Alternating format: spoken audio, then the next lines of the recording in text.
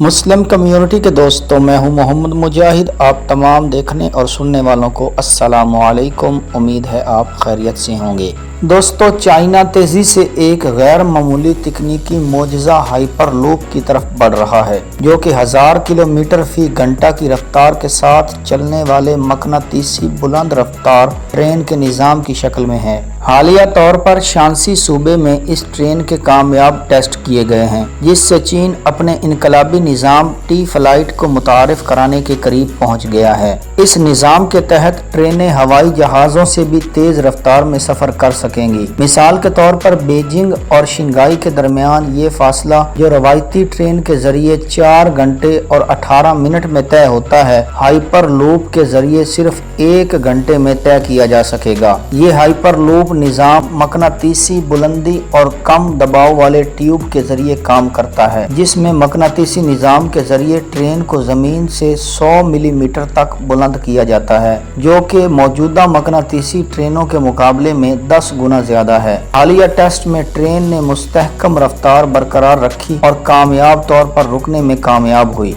ये तजर्बा इस बात का सबूत है कि चीन जदीद टेक्नोलॉजी में एक और संग मील अबूर करने के करीब है, जिससे मुस्तकबिल में ट्रांसपोर्ट के निज़ाम में इनकलाबी तब्दीली मुतवक्के है।